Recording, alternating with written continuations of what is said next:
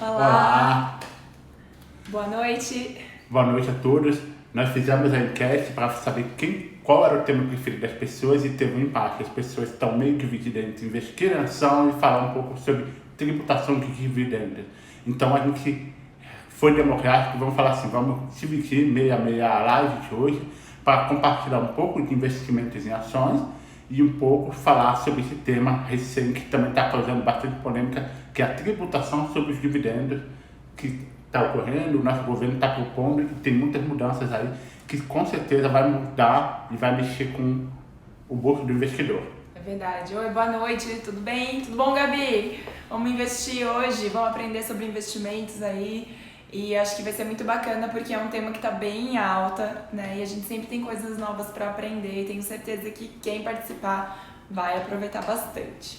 Legal. Então vamos lá. Investimentos em ações. Para quem não sabe, investimentos em ações é quando a empresa investe e abre o seu capital na bolsa de valores, que são as ações que ela disponibiliza no mercado financeiro, e é uma forma democrática das pessoas que não conseguem montar uma empresa do dia para a noite ter uma participação nessas empresas.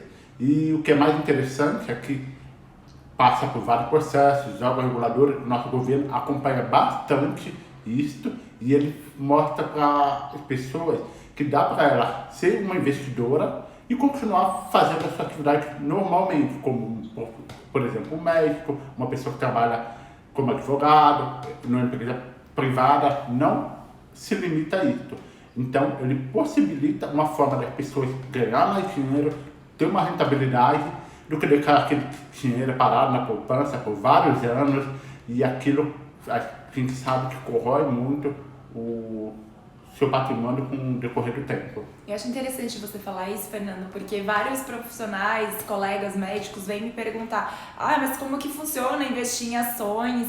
Eu não tenho tempo, o horário que a bolsa está aberta, eu geralmente estou no plantão, estou trabalhando e eu não tenho tempo para ficar acompanhando o mercado financeiro. Então isso é um dos mitos que a gente gosta sempre de falar sobre isso, porque na verdade não precisa a pessoa ficar o tempo todo acompanhando o mercado financeiro.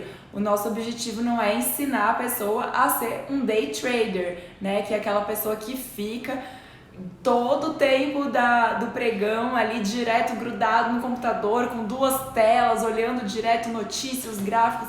Não é isso. Tem pessoas que trabalham com isso, ok, mas não é esse o nosso objetivo. E a gente sempre fala do investimento em ações, o investimento em renda variável, com conhecimento e o investimento pensando no longo prazo.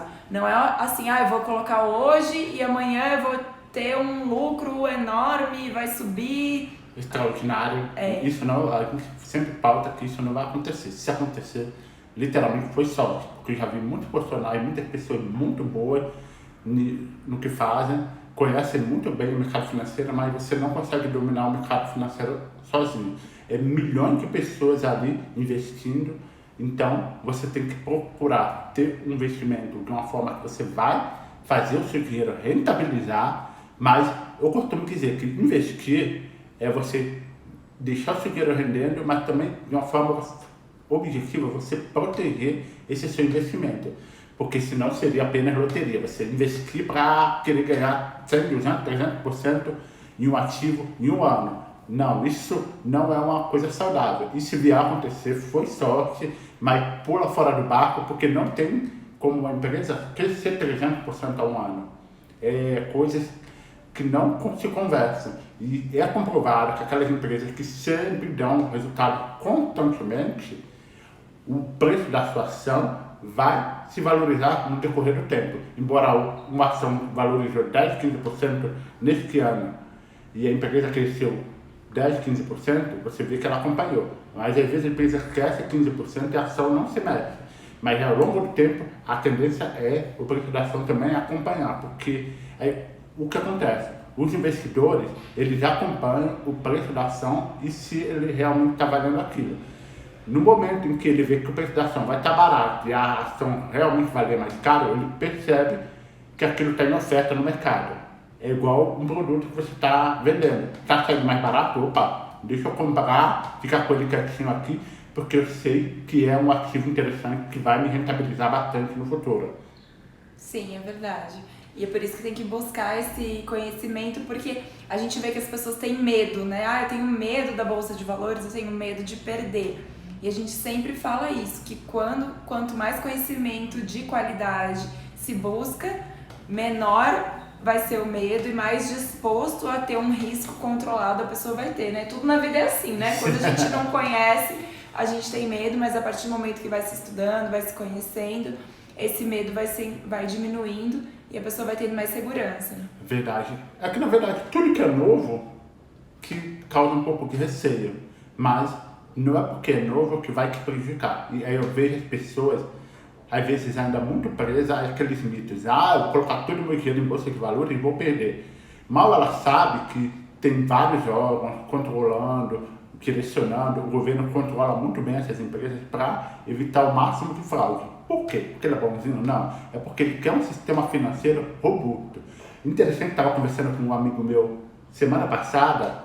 Não, foi semana passada. E no desenrolar desse assunto, aí estava falando de capitalismo e socialismo. Aí ele fez um comentário que eu achei interessante. Ele falou assim, a China, ela é um país socialista, mas bem que ela tem uma bolsa de valores bem ativa, funciona muito bem. Por quê? Porque eles sabem que isso traz dinheiro para o país, isso ajuda os investidores a irem a investir nas empresas e gerar empregos, gerar projetos, o país cresce. Então, é verdade o que ele comentou. Até um país que se diz tão socialista, ele também adere ao capitalismo nesse ponto, porque ele entende que é uma forma democrática de rentabilizar e atrair investidores. E a gente sempre fala também da tecnologia. Na época dos nossos pais, as pessoas não tinham um celular, um smartphone, que você acessasse o home broker da sua corretora, não acessava a conta do seu banco na palma da mão. Você tinha que ir fisicamente. E a pessoa que está trabalhando, lógico, não dá para ela largar o trabalho para ir fazer isso.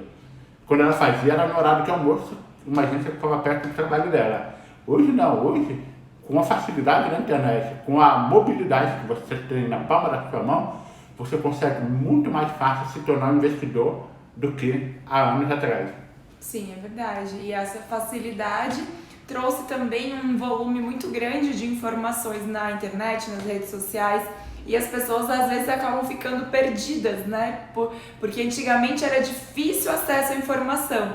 E hoje é o contrário, é o acesso muito facilitado, com um grande volume de informações, só que nem todas elas são realmente confiáveis, nem todas essas informações que estão disponíveis aí sobre investimentos são informações que você pode aplicar na prática e dizer, vou comprar então porque isso aqui é confiável.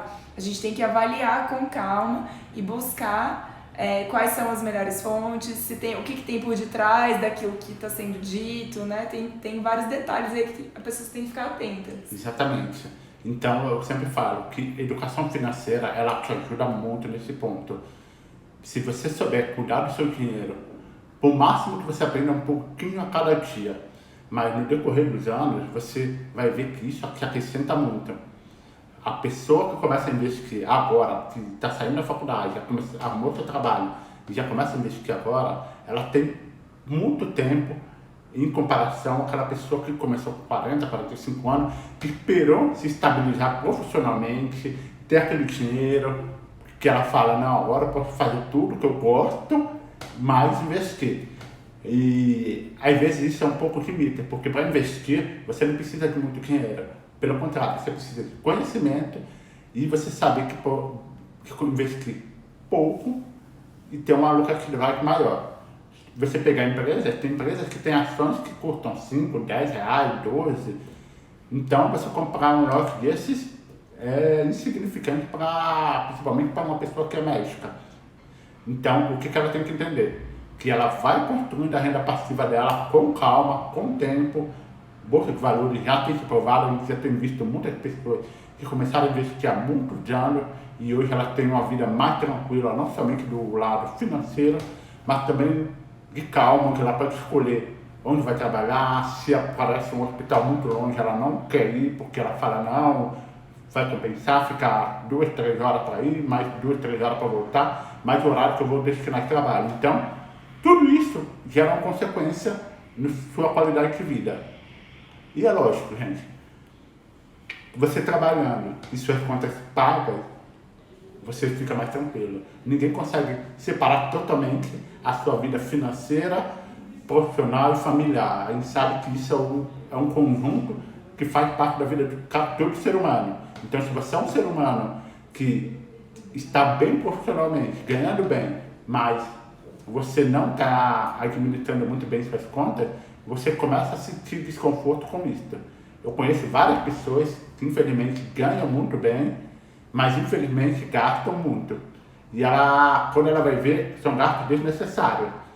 Ela chega até, tem pessoas que chegam a comprar roupas, mal usam, começam a andar. Por quê? Porque ela tem que seguir fazendo aquilo que ela comprou e ela sabe que não foi uma boa compra. Sim, então na verdade a base de tudo é o planejamento financeiro, né? Isso é importante a gente relembrar. E a partir de um bom planejamento financeiro, a pessoa vai traçar aquelas metas de curto, médio, longo prazo, para saber exatamente o que ela quer, por que ela está investindo. Não adianta a gente dizer, vou começar a investir, mas por quê? Quais são os seus objetivos? O que você quer com isso? Por quanto tempo você deseja investir? E é interessante porque o Fernando faz consultoria financeira e as pessoas vêm perguntar para ele aquela pergunta clássica: Fernando, qual é o melhor investimento? E elas falam isso como se houvesse realmente uma resposta simples e óbvia para essa pergunta, ou um segredo assim, nossa, esse investimento aqui X. E as pessoas querem esse tipo de resposta fácil e rápida, mas isso não existe. É a mesma coisa, perguntar assim, eu preciso emagrecer X quilos, qual é o melhor remédio, a pessoa quer uma fórmula mágica, e isso não existe, né? A gente tem pilares básicos aí que dão trabalho, que a gente precisa desenvolver para alcançar, mas o resultado é muito, muito satisfatório, é muito significativo e faz muita diferença na vida, né? Sim, faz muita diferença. E foi como você falou, é interessante que as pessoas querem uma resposta exata. Mas, infelizmente, com finanças, não tudo é exato. As pessoas veem aqueles números e opa, isso é isso que eu quero. Mas, por trás daqueles números, tem um comportamento, tem um estilo de vida de cada pessoa, cada família. Então, tudo isso tem que ser levado em conta, aliado ao tempo em que ela tem o dinheiro disponível. Então, se você investe em bolsa de valores, eu sempre menciono que o tempo é um dos grandes fatores que te leva a ter mais segurança, porque você sabe que você vai investir, você vai esperar o dinheiro rentabilizar, é igual você está investindo numa empresa, vai esperar 2, 3, 4, 5 anos, começar a dar aquele lucro que você gostaria para você retirar o seu dinheiro. Esse negócio de comprar e vender, é uma coisa muito arriscada.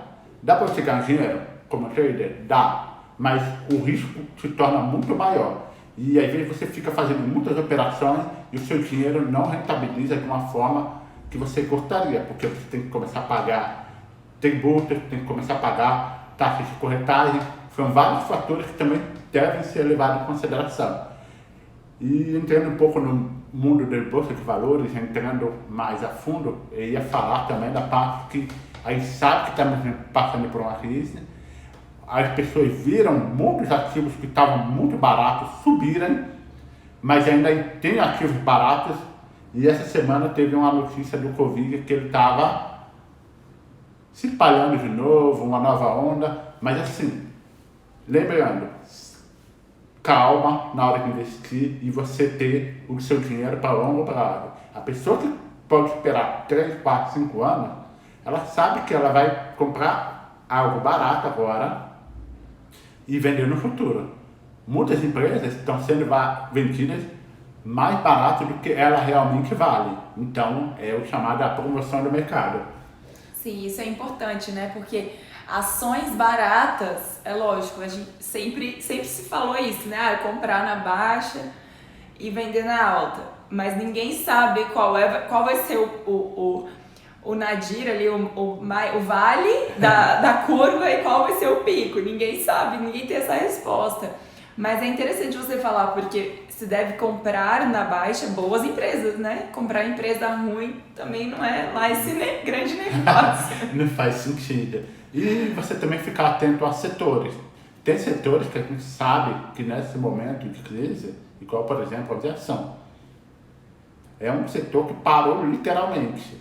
Quer dizer, às vezes você vê um voo ou outro, mas infelizmente essas empresas estão sofrendo muito nesse momento. Mas tem empresas que estão se beneficiando desse momento. Igual, por exemplo, empresa de saúde. A gente sabe que tem algumas empresas de saúde que estão prestando mais serviços do que ela realmente prestava. Serviços financeiros podem ter caído um pouco, se compararmos com o período que antecedeu a crise, sim. Mas a gente ainda sabe que tem um grande volume de serviços sendo feito. Então, esse setor é um setor mais blindado. Por exemplo, setor de energia elétrica. Parou de fornecer energia porque teve a crise? Não. É um setor mais blindado. Não tem aquela rentabilidade altíssima, como as pessoas querem, mas também continua rentabilizando, as empresas continuam entregando e continuam tendo lucros. É mais seguro, né? Inclusive a conta aqui aumentou. Verdade.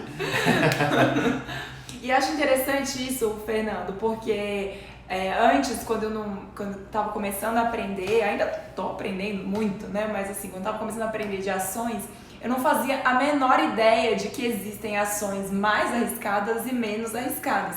Para mim, ação era tudo igual, era tudo arriscado. Então, como você falou, do setor de energia elétrica, talvez a pessoa não vai ter aquele lucro enorme, mas ela é um setor mais blindado, é relativamente mais seguro. Acho isso interessante de frisar, né? Porque dentro do mundo da Bolsa de Valores tem um espectro ali de ações diferentes. Empresas e diferentes setores. Tem setor de saúde, energia elétrica, serviços financeiros, que também inclui banco. Tem inúmeros setores, saneamento, logística. Tem N setores ali dentro da Bolsa de Valores. E você acaba identificando aquela empresa que é melhor naquele segmento que ela atua, o quanto ela está crescendo e o quanto ela se beneficia do cenário atual. E a prospecção, a visão do futuro que ela tem há alguns anos. Então, você levar isso em consideração também é segredo, é ponto-chave para o sucesso de quem investe em ações. E só lembrando, né, que quem está investindo em ações, então está comprando um pedacinho da empresa, entre aspas, né, porque ela abre o seu capital para o mercado. E por qual motivo ela abre? Ela abre porque ela precisa captar recursos, ela deseja captar recursos para dar mais continuidade para os seus projetos, para expandir os seus projetos. Então essa empresa tem que ser uma empresa sólida, tem toda essa regulamentação que você falou, não dá para dizer assim, eu quero lá abrir meu capital na Bolsa de Valores, eu sou uma empresa que não dá lucro, que não tem... Não existe isso, né? Tem que ter toda uma regulamentação por trás antes da empresa abrir o capital na Bolsa. E aí, vou dar só o que eu já aprendi, tá, pessoal? Existe o mercado primário e o mercado secundário. Você me corrige se eu estiver errado. O que é o mercado primário? É quando a empresa vai lá, oferece as ações pela primeira vez na Bolsa de Valores. Isso chama IPO. Quem já deve ter ouvido falar, que é o Initial Public Offering, oferta pública inicial e oferta pública de ações. Então é a primeira vez que ela vai abrir essas ações para compra. Só que a partir do momento que as pessoas já compraram, ou as pessoas físicas ou pessoas jurídicas, enfim, já compraram essas ações passam a pertencer a essas pessoas que compraram, e a partir daí toda a negociação que ocorre são negociações entre as pessoas, sejam físicas ou jurídicas. E aí isso é chamado de mercado secundário. Vamos supor, abrir um IPO da empresa X. Ela vendeu tantas ações ali a R$10 cada. Eu fui lá e comprei um lote de 100 ações por R$1.000. Ok. E aí agora eu vou vender essas minhas ações. Vamos supor que a ação valorizou, em vez de R$10 ela está custando 12. E aí o Fernando gostou dessa empresa e ele quer comprar, então eu vou vender para ele. Lógico que a gente não sabe para quem que tá vendendo, né? Porque você vai usar o ambiente de uma corretora de valores para isso. Tem várias aí no mercado. Corretora é tipo um banco, né? Mas é um pouquinho diferente. E dessa forma você abre a conta na corretora, coloca lá os seus dados direitinho. É fácil abrir conta em corretora, online você faz, carrega o seu documento, é muito tranquilo, existem várias no mercado e a gente acaba sempre sugerindo que vocês pesquisem, entrem no site das corretoras, vejam quais as corretoras que estão com as melhores taxas, é só comparar, não é difícil. E aí você escolhe uma da sua preferência, abre lá a sua conta para você conseguir ter acesso a esse ambiente virtual da Bolsa de Valores que chama Home Broker. Só lembrando que antes de você ter acesso, quando você abre a conta na corretora, você vai preencher um questionário que chama Suitability, que é um questionário de perfil do investidor, para que a corretora entenda... Ó, aprendi bastante, viu? Toma, boa aluna, pessoal! Para que a corretora entenda qual é o seu perfil daquele cliente que está abrindo aquela nova conta. Então você preenche uma série de perguntinhas e você vai ter essa resposta. Você é um conservador, um moderado, um agressivo. Dependendo do padrão, ela libera o acesso ao home broker e aí você vai poder começar a investir nas ações. E só vai conseguir olhar o home broker para comprar no momento que a bolsa está aberta, né? No que a gente chama de pregão. Isso, exatamente. No horário que a gente fala, no horário de pregão. O horário de pregão é o horário que a bolsa de valores está funcionando. E é interessante a gente falar aí... Que é qual horário? Só para reforçando o pessoal? Depende de algumas fases do ano, mas hoje está entre 10 e 5 horas da tarde. Às vezes, dependendo do horário de verão, se estende até 6 horas, mas o ambiente normal é esse, 10 a 5 horas da tarde. Às vezes, das 5 às 6, eles terminam de liquidar algumas operações que já estavam em andamento no dia e não foram feitas. Então, eles fazem um fechamento de mercado. Mas, para quem quer investir, segue essa regra, 10 às 17 horas. Falei tudo certinho? Falou! Se alguém tiver alguma dúvida, pode ir deixando aqui que a gente vai respondendo. Isso, tá a bom, gente vai pessoal? respondendo e vai tirando dúvidas e vai comentando também, que fica mais dinâmico, mais fácil. Outra coisa interessante que a gente fala de investir em ações é os dividendos que eles entregam, que a gente vai tratar na próxima parte da live, porque é interessante no Brasil.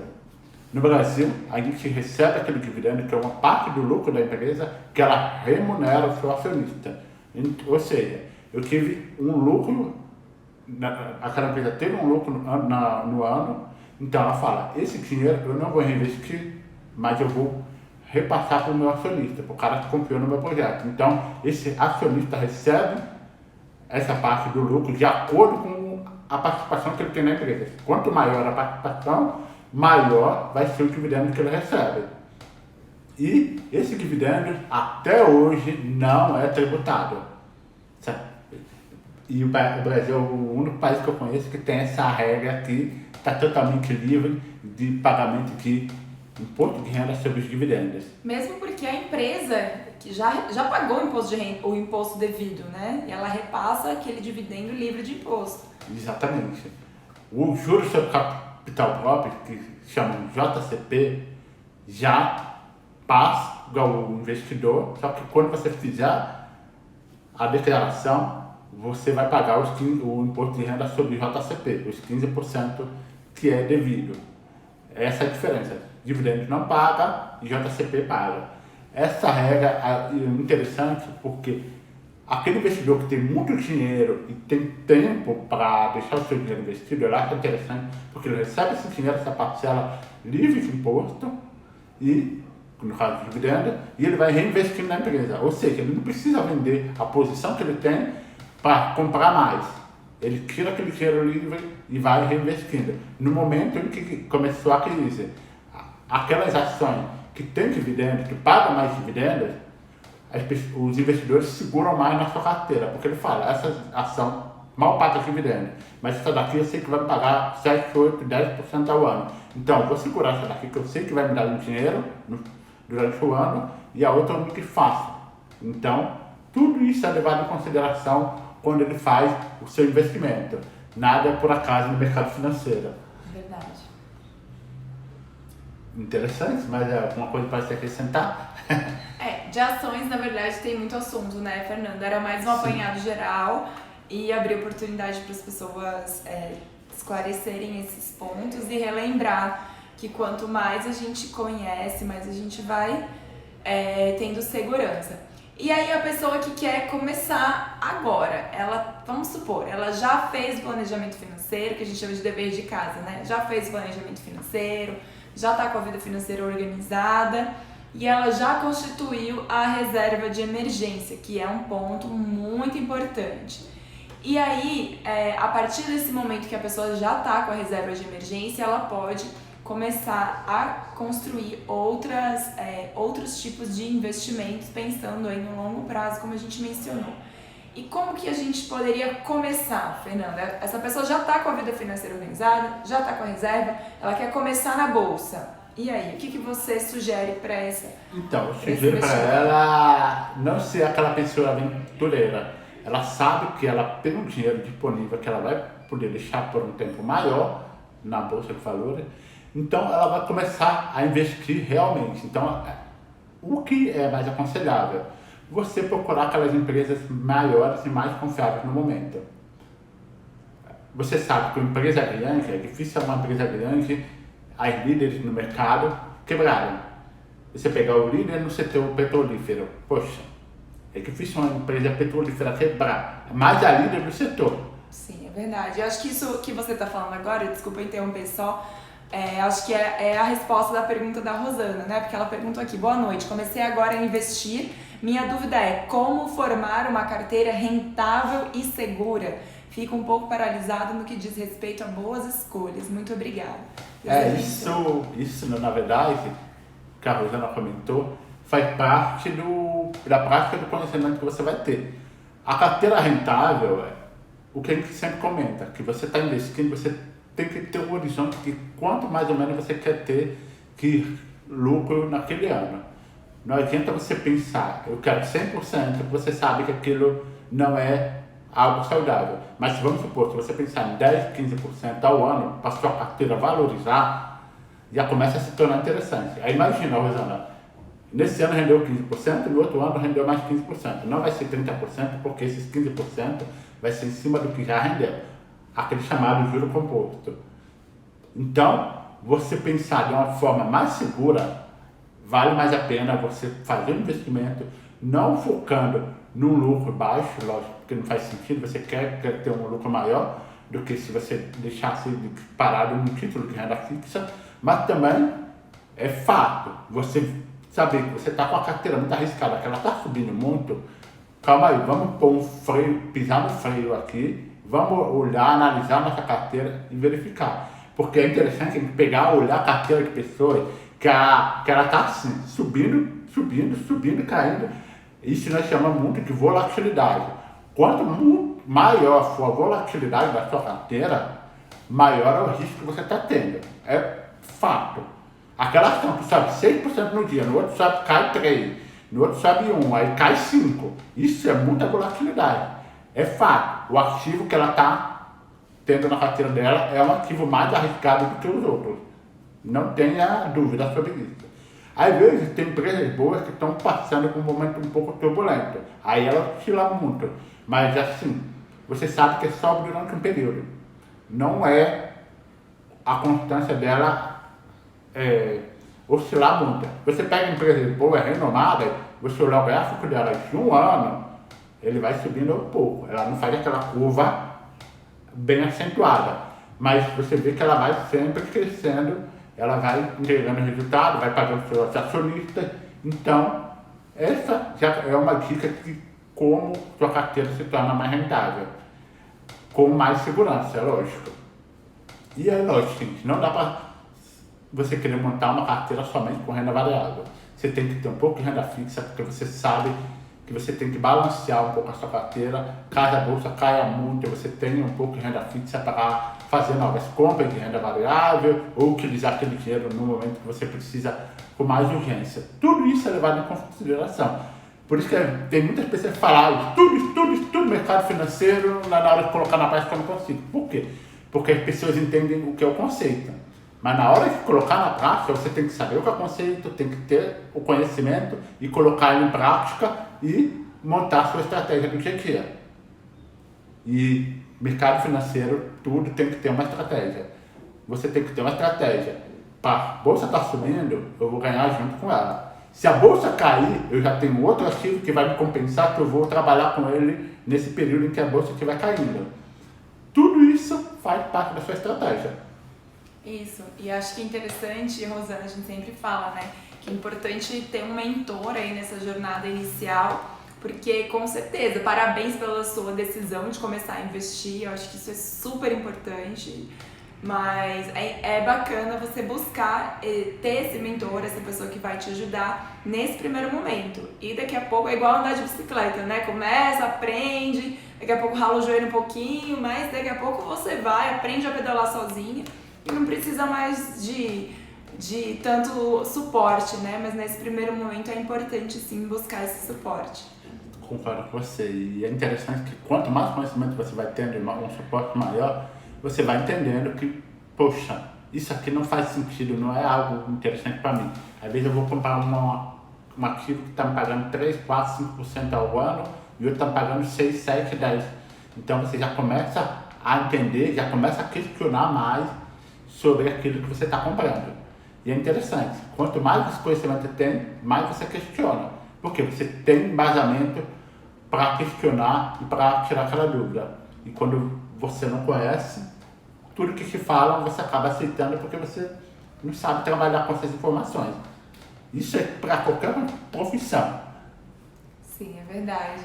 E aí, Fernando, a respeito da tributação dos dividendos. Vamos e agora? Essa parte eu vou pedir para as pessoas sentarem, que é um pouquinho, eu vou abordar de uma forma mais prática aqui. É um assunto bem denso, mas a gente vai trazer os principais pontos, dar uma pincelada legal para vocês explorarem melhor esse assunto. O que ocorreu? Essa taxação dos dividendos já foi uma medida proposta pelo nosso governo, mais especificamente pelo nosso ministro da Economia, Paulo Guedes, que ele entende que essa tributação que você faz sobre, que ele quer fazer sobre os dividendos, é algo que vai beneficiar a economia, beneficiar as empresas. Mas como assim? Eu, como investidor, vou colocar o meu dinheiro lá, antes eu não pagava, só que agora eu vou começar a pagar. É isso mesmo. O Brasil, a gente não paga imposto sobre os dividendos. Mas nos Estados Unidos é pago, na Europa é pago, na Alemanha é 26,5% de tributação sobre o dividendo, na Espanha 23% é taxado e é uma taxação alta. Mas mesmo assim, com essa tributação que ocorrerá, que a gente espera que vai acontecer, faça parte também de um processo que ainda vai ser interessante para o investidor, porque tem vários assuntos levados em consideração. Primeiro, renda fixa está pagando muito pouco. Inflação está mais controlada do que há 10 anos atrás. Antigamente a pessoa fala, o Tesouro há 10 anos pagava 14,5%. Sim, mas a inflação também era 10%. Às vezes, um lucro para compensar aquela inflação. Hoje a gente sabe que ela está bem mais controlada do que no passado e todos os países estão pagando menos juros sobre seus títulos. Todos, sem exceção nenhuma. O Brasil apenas está seguindo uma regra que acabou sendo global do mercado. E o que ocorre? Essa reforma na taxação é uma reforma tributária que já está acontecendo desde que o ministro entrou e ele está propondo. Assim como aquela reforma da Previdência passou, que era muito necessária para a economia crescer, ainda tem alguns pontos que estão trabalhando nela. A reforma tributária, ela está acontecendo porque eles querem estimular o consumo no Brasil, querem deixar o país de uma forma mais redonda para poder crescer. Então, tem essa necessidade de fazer hoje. E nessa reforma tributária entra esse ponto da taxação dos dividendos. E é interessante mencionar, frisar, que isso já está em discussão no Senado, eles estão vendo alguns pontos que eles acham interessantes ou não, e o que as empresas que estão listadas na Bolsa de Valores já enxergam com isso. Elas têm que ter um departamento muito grande, muito robusto, para fazer o pagamento dos impostos e sobre o recolhimento. Então, o que acontece? eles simplificando, que na verdade eles querem fazer uma simplificação desses impostos, vai reduzir essa parte burocrática que o governo tem essa cobrança com as empresas. Então, eles vão diminuir um pouco do quadro de funcionário dele, porque não vai ter necessidade de tanta gente para fazer um serviço que era uma exigência desse tamanho, agora vai se tornar uma exigência muito menor. Eles querem levar esse modelo um pouco parecido com o modelo americano. E é interessante você ter um tributo ali, onde já esteja tudo escalonado, tudo certinho de para onde vai. Por quê? Porque também evita até manobras de sonegação, porque são vários tributos e acaba pagando um e os outros não. Se for um imposto único, não tem como a pessoa sonegar ali. Então as empresas vão ter menos trabalho, menos pessoas, e isso também vai trazer mais outra atividade para elas. Que essas empresas que estão na listada na bolsa, eu não vou citar o nome aqui, mas elas têm um departamento muito grande aqui, aí quando é na Europa, nos Estados Unidos, são bem menos pessoas trabalhando para fazer o mesmo trabalho, porque lá fora não existe tanto igual aqui. Entendi. Então é uma simplificação mesmo, né? Vai ser mais uma simplificação dos impostos. Agora você fala, e por lado da empresa, além dessa vantagem dela ter um departamento menor, ter uma exigência regulatória menor, onde ela vai fazer o trabalho bem, de uma forma muito mais rápida, ela pode fazer uma estratégia. Aquele profissional que ela utiliza para pagar para ele fazer todo esse serviço burocrático, ele vai ser mais direcionado para a produção, para fazer a empresa gerar lucros. Seja para projetos, que eles vão investir mais em projetos, e a gente sempre fala que no médio e longo prazo, embora as pessoas reclamem no curto prazo, que seja ruim o investidor pagar mais imposto, no médio e no longo prazo vai ser mais interessante. Por que isso vai ser mais interessante? Porque as empresas vão pegar esse dinheiro, em vez dela distribuir para o acionista esse dividendo, que ela vai pagar o imposto dela e o acionista vai pagar o seu imposto também. O que ela vai fazer? Ela vai reinvestir o dinheiro na empresa para ela crescer. Por quê? Porque se ela reinvestir e a empresa crescer, ela não vai pagar tanto imposto do que ela diretamente pagou ao seu acionista. Ela tem um incentivo nesse ponto. E vamos lá, para o lado do investidor. Eu falei do lado do governo, do lado das empresas e para o lado do investidor. É ruim no curto prazo porque ela vai pagar mais, ele vai pagar mais imposto, mas principalmente quando a gente fala no ponto de dividendos. O que acontece? No longo prazo, as ações vão se beneficiar por esse movimento das empresas, porque elas vão parar de pagar dividendos. Então, quer dizer, não vão parar de pagar dividendos, vão pagar menos dividendos, mas elas vão reinvestir mais porque elas vão ter esse incentivo. Então, imagina uma empresa grande aqui, ela vai reinvestir mais para competir com o mercado internacional. Então, quanto mais a empresa crescer, embora você receba menos dividendos, é interessante para você porque você vai ter uma empresa maior e aquele ação que você comprou vai se multiplicando com o decorrer dos anos. Então, por lado do acionista se torna interessante. Aí vem um ponto polêmico que as pessoas falam. E por FIIs, que são os fundos imobiliários, como que vai ficar? Porque o que é mais interessante, mais atrativo no fundo imobiliário, você investe porque você sabe que aquele dividendo que você recebe, você está isento de imposto de renda, que fica muito mais interessante do que você comprar o imóvel, alugar e ainda ter que pagar imposto pelo aluguel daquele imóvel. Nesse ponto vai ser ruim, por quê? Porque você vai começar a pagar imposto sobre esse dividendo mensal que você recebe. Esse é um ponto negativo. O produto não vai ser mais tão atraente como era antigamente. Mas, em compensação, todo fundo de investimento tem um gestor ali administrando a carteira de imóveis daquele fundo. O que ele vai fazer? Principalmente aqueles fundos que emitem cotas com mais frequência, seja de 6 meses, de ano em ano. Quando ele fizer a emissão de novas cotas para aquele fundo, ele já está visualizando o imposto que ele vai pagar lá na frente. Então, o que ele vai fazer? ele vai ser mais seletivo nos papéis que ele vai escolher para colocar na carteira do fundo. Se antigamente ele ficava mais defensivo, escolhia um papel que ia pagar 5, 6% ao ano para ele repassar os dividendos, ele vai começar a escolher um que vai pagar 7,5% ou 8%. Ele vai aumentar um pouco da régua para ter mais lucro, para poder compensar esse imposto que ele vai pagar. Vai exigir um pouco mais do gestor nesse ponto. Só que também tem um ponto muito interessante, que o ministro ele não falou nada ainda sobre essa parte, se vai ser tributado os fundos imobiliários ou não. Em momento algum, ainda entrou em pauta se vai acontecer. Porém, talvez venha a acontecer, pode ser que aconteça mesmo. E uma coisa que a gente sempre fala, que acho interessante as pessoas recordar, quem já investe há mais tempo, vai lembrar que esse assunto que ele fala de taxar os dividendos sobre fundo imobiliário é um assunto antigo, que já vem sendo falado há muito tempo. Para você ter uma ideia, desde 2015 já se falava em taxar os dividendos dos fundos imobiliários, sabia? E assim, 2015, 2016 até 2020 e nada ocorreu. Nenhuma mudança foi feita. Agora talvez pode vir a acontecer mesmo.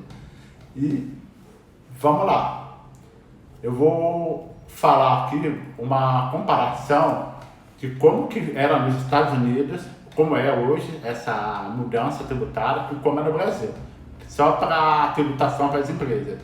Até o ano passado, para quem não sabe, nos Estados Unidos as empresas pagavam no mínimo 30%, 5% de imposto de renda para o governo. É bastante, né? No Brasil hoje é 34%. Nos Estados Unidos era superior ao que é hoje no Brasil. 1% a mais, mas é muita coisa. 35%. Concordo que é muita coisa, é uma taxa, é um imposto muito alto que as empresas pagam para o governo. O que o Trump fez? Ele chegou, bateu a caneta, mudou essa lei, essa regra, e eles reduziram para 21%. Ou seja, as empresas que pagavam 35%, agora eles pagam 21%. Por que ele fez isso? Para estimular o mercado, para as empresas crescerem. Deu certo? Deu, porque, poxa, de um ano para o outro, deixar de pagar 14% de imposto para o governo. É muita coisa, é um valor muito significativo. Porém, o dividendo lá é taxado. Todo dividendo que as empresas pagam aos seus acionistas, eles são obrigados a pagar 30%. É um valor bem alto do dividendo. Então, agora vamos pegar a norma brasileira. Lá nos Estados Unidos era 35%, hoje é 21%, no Brasil é 34%. É alto, eu acho alto sim. É muito imposto que a gente paga para o governo. Com essa proposta que o Paulo Guedes falou, ele quer reduzir para 15%. Se realmente fosse 15%, como ele está propondo, é uma diminuição de 19%. É muita coisa que as empresas deixam de pagar para o governo, muito imposto. E ele quer taxar esse dividendo em 20%. Lá nos Estados Unidos ainda é 10% mais, 30% aqui seria 25%.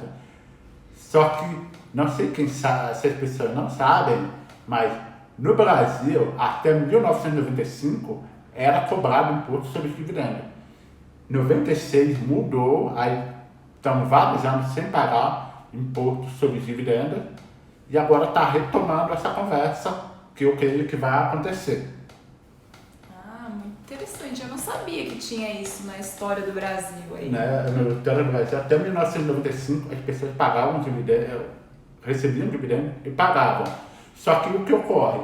Com essa mudança, estimulou o pagamento de dividendo por parte das empresas. Por quê? Porque ela recolhe imposto e já repassa para o acionista. Imagina aquele cara que tem muito dinheiro. Se torna interessante para ele. Ele fala, vou investir 5, 10, 15 milhões nessa empresa, vou receber bastante dividendos e não vou pagar imposto.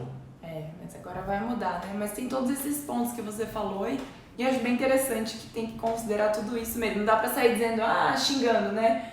Que droga, vai ter que pagar.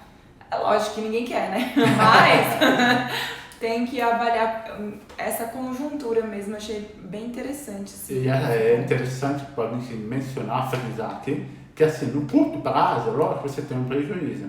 Mas se esse modelo brasileiro, que é inspirado no modelo americano, virar se concretizar, lógico que vai acontecer de, no longo prazo, começar a se tornar mais interessante para quem é investidor.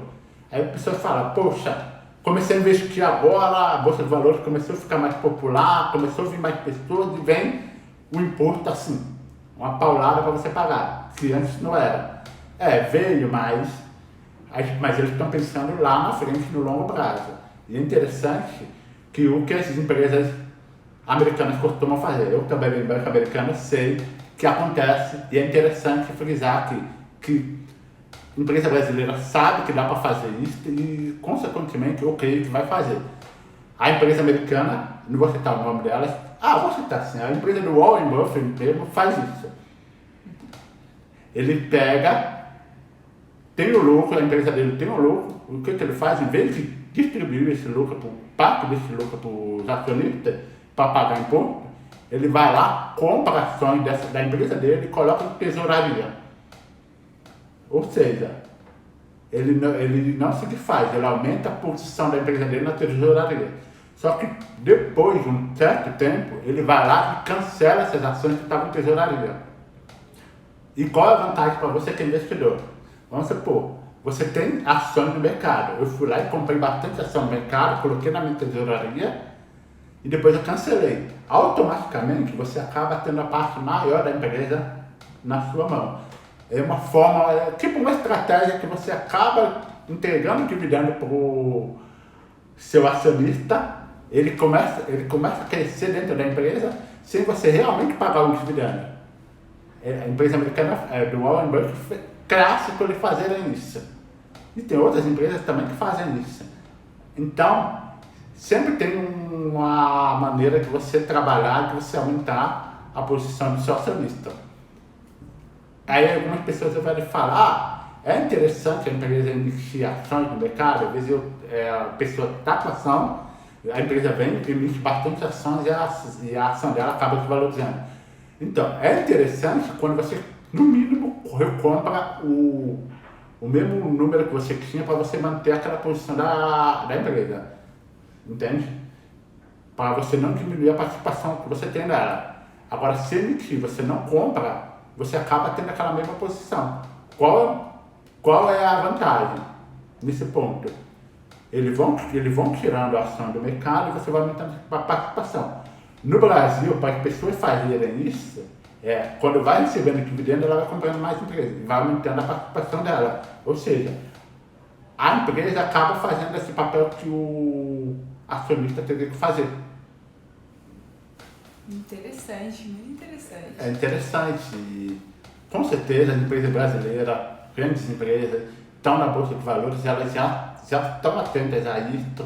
Só que, por enquanto, elas não estão se movendo porque são coisas que estão em discussão no governo, são coisas que a gente não pode mudar, a gente sabe que demanda tempo, demanda muita paciência para saber como que vai ficar sendo trabalhado. E assim, outra coisa interessante, se copiar o modelo americano, a gente sabe que nas corretoras lá tem algumas contas específicas que você compra esses ativos e você não paga tributação. Por exemplo, eu tenho aquele filho pequeno que acabou de nascer com 1, 2 anos, eu quero começar a comprar ações para ele. Então, eu vou lá, abro essa conta específica na corretora e começo a comprar ativos para ele. Para quando chegar na faculdade dele, que lá é muito caro, eu entrego o dinheiro e ele faz a faculdade dele. E, ou seja, essa conta específica, ele não paga imposto, às vezes paga meio menos do que uma pessoa normal. Tem uma série de benefícios, por outro lado, que também acabam compensando. Interessante. Isso tem no Brasil também, esse tipo de... Não, no Brasil não tem essa opção. Lá eles cobram mais imposto, mas eles também têm algumas opções que eles oferecem. Mas por que fazem isso? Porque eles visam longo prazo.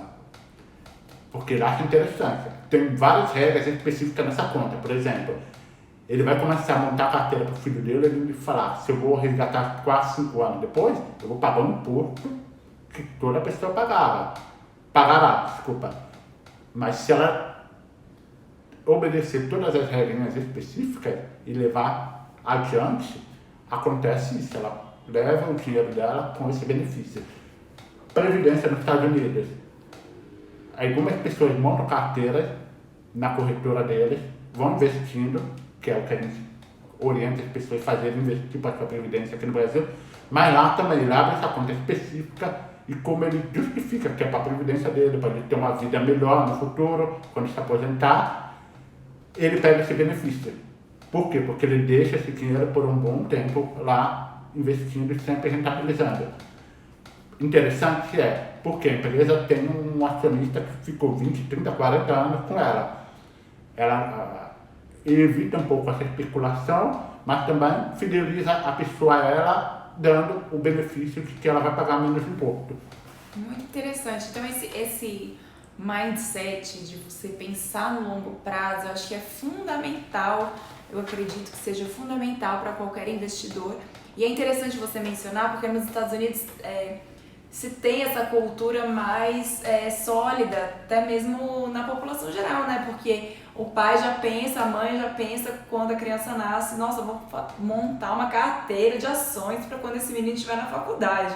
Então, realmente, isso é pensar no longo prazo, né? Sim, infelizmente no Brasil a gente não vê muito isso, né? Na verdade, o investimento em ações ainda não está no nível que deveria ser. Embora tenha crescido bastante nos últimos anos, a gente ainda sabe que não está adequado. Até o mês passado, estava em 1,5% da população que investia, brasileira que investe na Bolsa de Valores. Nos Estados Unidos já passa de 50% há muito tempo.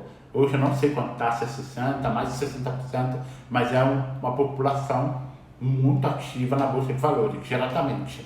Então, imagina a população americana, que é uma população imensa. Muita gente investindo em Bolsa de Valores. Sim, é verdade, porque já existe essa cultura aí há mais tempo lá.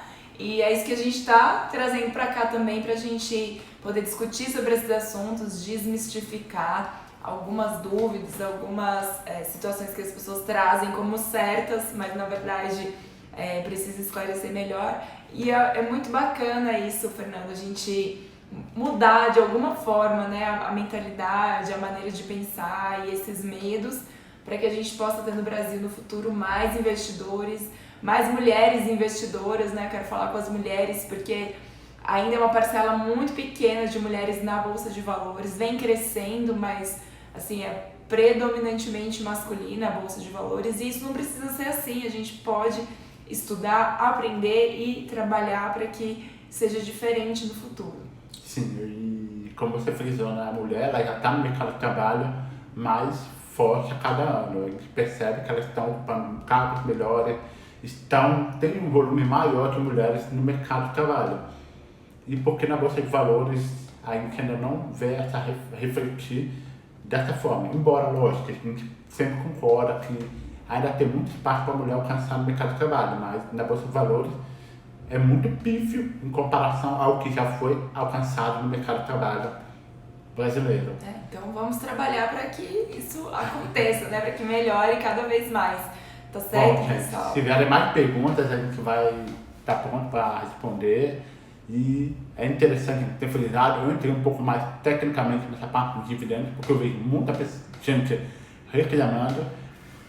Concordo que no curto prazo agora vai ser um impacto negativo, mas para quem está investindo por longo prazo, isso com certeza vai ser mais favorável se realmente o nosso modelo refletir o que o modelo americano apresenta. E essa lei, essa mudança tributária, tudo que está acontecendo, não foi da cabeça dele que surgiu. Ele tem esse modelo inspirado no modelo americano. E o que deu certo lá fora, ele está querendo trazer para cá. E assim, a gente sabe que nosso modelo tributário é muito antigo. O mundo inteiro se modernizando, o mundo inteiro diminuindo os impostos. Estados Unidos mesmo diminuiu drasticamente no ano passado, de 35% diminuiu para 21% que o governo recebe. É muita coisa, gente. 14% no ano é muita coisa. Mas ele fez isso e deu certo, as empresas se consolidaram mais ainda e tiveram mais lucros. Isso tomara que venha acontecer aqui no Brasil também. E boa sorte, vamos investir, vamos mudar esse pensamento, vamos aproveitar esse momento, porque a gente sabe que ainda tem muita chance, tem muita oportunidade. Não dá mais para ficar parado na renda fixa, como a gente falava antigamente, que você ganhava um dinheiro muito fácil, embora a inflação fosse alta, mas você ganhava um dinheiro muito fácil. Hoje não, hoje as pessoas estão mais familiarizadas, já estão mais conscientes de que precisa buscar uns ativos mais interessantes para ter seu lucro no longo prazo. Sim, é verdade. Quem ainda não está no nosso canal do Telegram, clica no link aqui da bio da Café Invest, que a gente praticamente todo dia posta notícias, posta fatos relevantes aí do mercado financeiro para vocês. Tá certo, pessoal? Uma boa noite a todos. Obrigada por participarem, por ficarem aqui com a gente. E até semana que vem, nesse mesmo horário, terça-feira, às 8 da noite. Até lá. Tchau, tchau. Tchau, tchau.